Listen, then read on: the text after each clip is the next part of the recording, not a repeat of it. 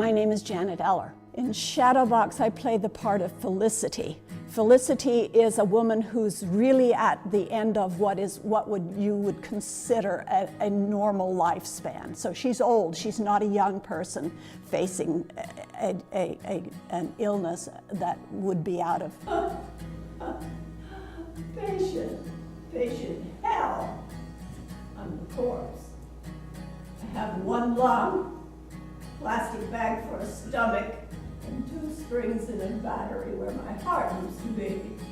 Yet she seems to have pursued what I would consider extraordinary measures to prolong her life. And so I had to wonder about that. And I know several people who have been younger and faced that same issue.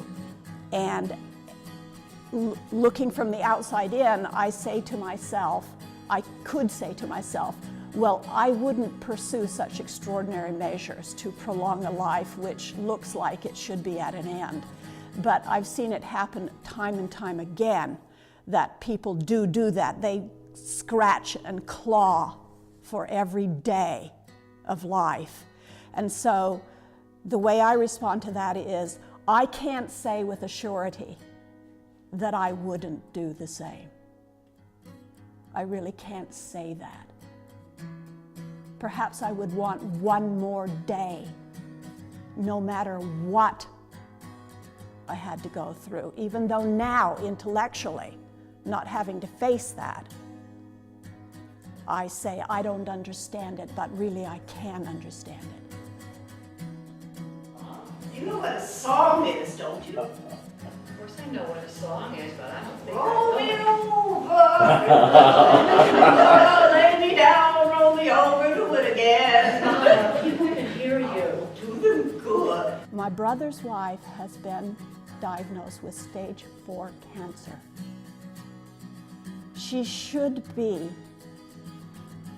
I can't say she should be, but what was interesting to me is what happened with her family. She has my brother, her husband, she has a son, and what that diagnosis triggered in their family was a crisis. The son all of a sudden turned on his father and blamed him for her illness. And I was sitting here one night in a performance of Shadowbox, and I had been through this many times, and sitting here one night, I heard Brian say, "You want to blame someone." And suddenly, it made sense to me what was happening. And it kind of reconfirms to me that this is the part of theater. This is one of the values of theater. You can go out there, you can sit out there. You can see people dealing with these things. Where you may not see this in your own life, you can see it there. And you can understand. It helps you to understand, to empathize.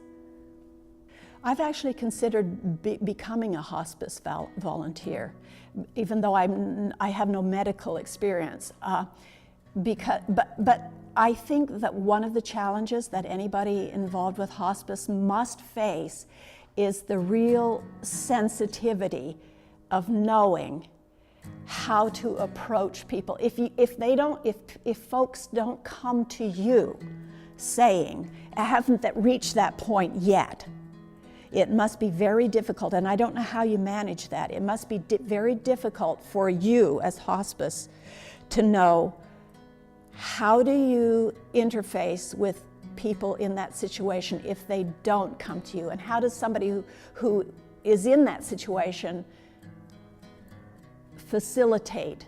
Because I think it's very valuable. I don't know how. You must have ways of doing that. I'm sure you do. I'm sure you do. It's very important. It's very important to decide how you're going to face death and not be afraid and have what you need. Hospice is a really important thing.